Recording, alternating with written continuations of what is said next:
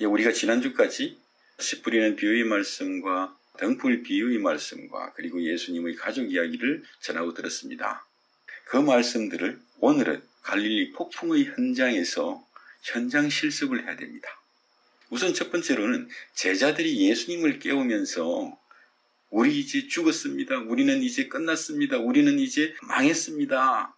이렇게 아우성을 칩니다. 마가복음 4장에서는 좀 더 노골적으로 기록을 합니다.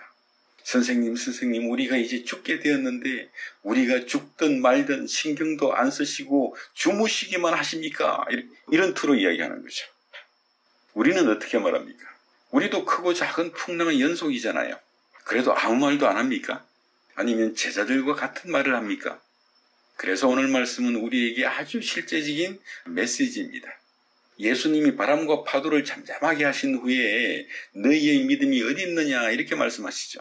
마태복음과 마가복음에서는 너희가 무엇을 무서워하느냐 믿음이 없는 자들아 믿음이 작은 자들아 이렇게 말씀하십니다.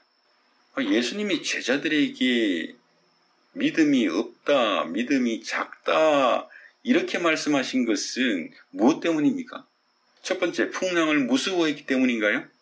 두 번째, 우리는 이제 망했다고 끝났다고 했기 때문인가요? 세 번째, 예수님을 원망했기 때문인가요? 그러면 믿음이라고 하는 것은 이런 어떤 고난 중에도 무서워하지 않고 원망하지 않는 겁니까? 이건 우리에게도 대단히 중요한 문제죠. 왜냐하면 우리 인생이 뜻하지 않는 풍랑의 연속이기 때문에 그렇습니다. 어떤 분이 자기 인생을 되돌아보면서 자기는 살면서 하루도 쉬운 날이 없었다. 내 뜻대로 안 되는 세상에서 늘 불만과 불평으로 살았고 두려움에 쫓기며 평생을 살았다고 합니다. 그래서 오늘의 현장 실습이 대단히 중요한 거죠. 자, 먼저 예수님이 무엇을 무서워하느냐 이렇게 말씀을 하셨는데 이 말씀이 어떻게 들리십니까?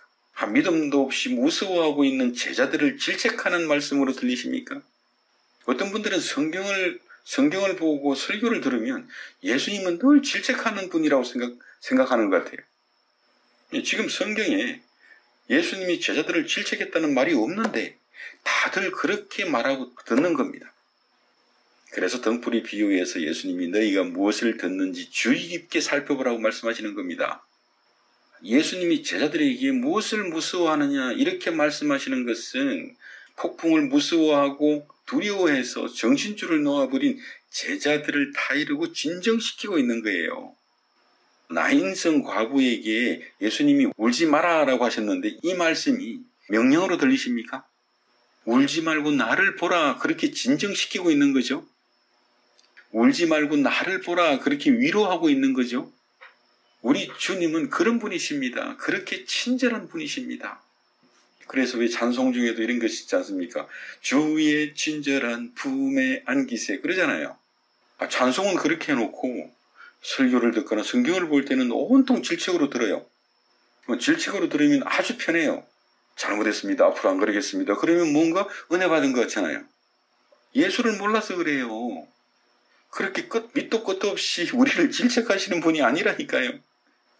그런데 실제로 그 인생의 풍랑 속에서 그 말씀이신 그리스도의 구원을 굳게 지키고 붙잡고 있으면 그 풍랑 속에서도 우리 마음이 진정되지 않습니까? 무엇을 무서워하느냐 그 음성을 우리 귀로는 듣지 못할 수 있지만 우리 마음이 들어요. 우리 마음이 무서워하지 마라, 염려하지 마라 그 말씀을 듣고 우리 마음이 진정되면 그때부터가 달라집니다. 그때부터 그 인생의 풍랑 속에서 새로운 힘이 생겨요. 그걸 자유와 용기라고 하는 겁니다. 그 자유와 용기가 우리 인생을 통해서 열매를 맺어요.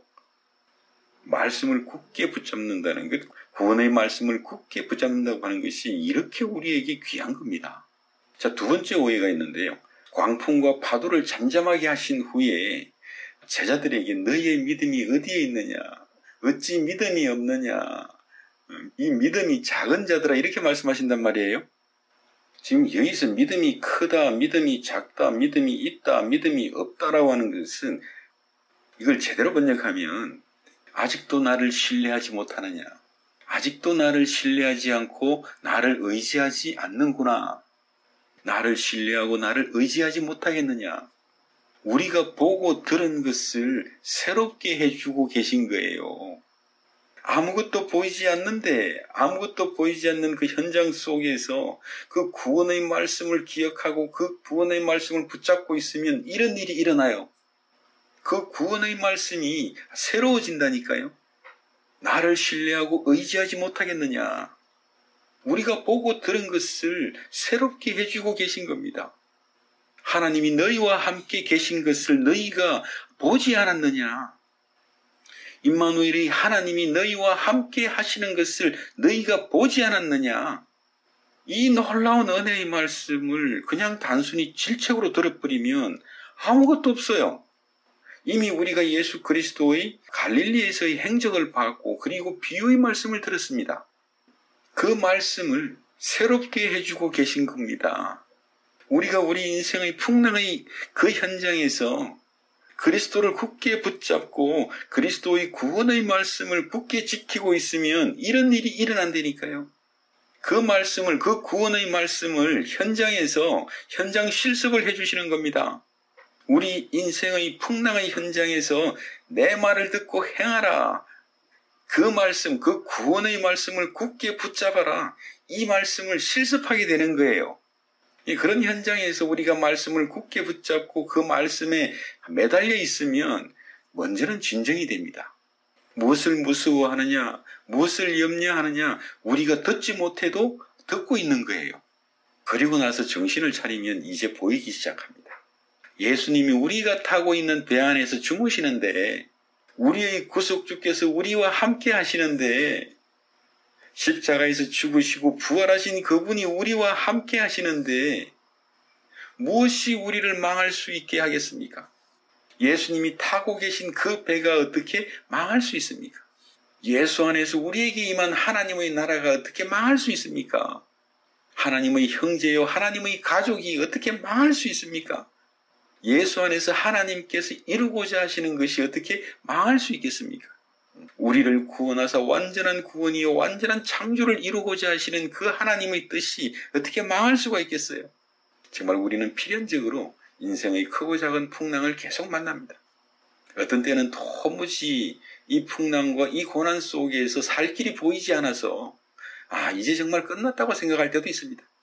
그래서 제자들처럼 이제 정말 끝났습니다. 이제 정말 망했습니다. 이렇게 한탄할 수도 있습니다.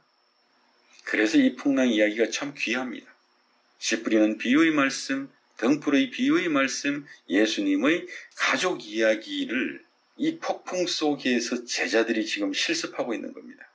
여러분도 여러분이 만나게 되는 이런저런 인생의 풍랑 중에서 이 말씀을 실습해 보시기를 축원드립니다. 그래서 예수님이 비유의 말씀을 제자들에게만 풀어주시는 겁니다. 그 비유의 말씀을 알아들을 수 있고 그 비유의 말씀을 실행할 수 있기 때문에 그렇습니다. 그리스도를 굳게 붙잡아라. 구원의 말씀을 굳게 지켜라. 그것이 내 말을 듣고 행하는 것이거든요.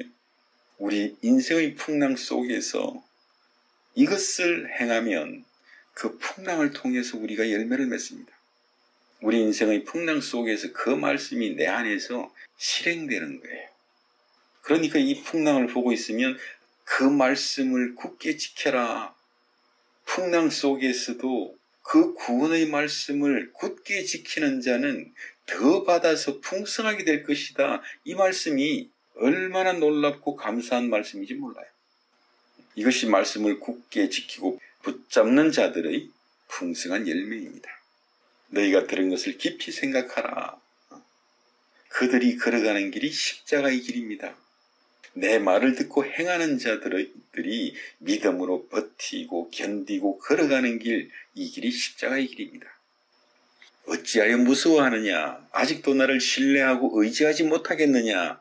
이 말씀이 이제 어떻게 들리십니까? 훗날 제자들이 이 말씀을 기억할 때마다 얼마나 힘이 났겠습니까? 구원의 말씀이 새롭게 될 뿐만 아니라 그 구원의 말씀이 내 안에서 실행되는 거거든요. 그래서 우리가 내 말을 듣고 행하는 자들이 되는 겁니다. 그 인생의 크고 작은 풍랑의 시간에 내 말을 듣고 행하는 자, 풍성한 열매를 맺는 자가 되시기를 축원드립니다.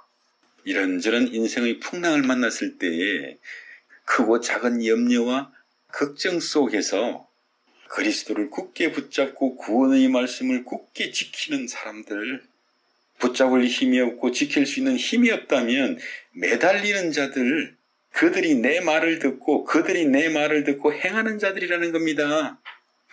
그러면 예수님이 사랑하고 보살피고 부양하는 예수님의 형제인 것을, 예수님의 가족인 것을 우리에게 임한 새로운 우리의 현실이 되는 겁니다. 이들이 그 풍성한 열매를 가지고 하나님을 영화롭게 하는 자들입니다. 하나님을 기뻐하며 즐거워하는 자들이죠. 우리 인생을 통해서 이 놀라운 구원의 말씀이 풍성한 열매를 맺어 하나님의 기쁨이 되시기를 예수 그리스도 이름으로 축원드립니다.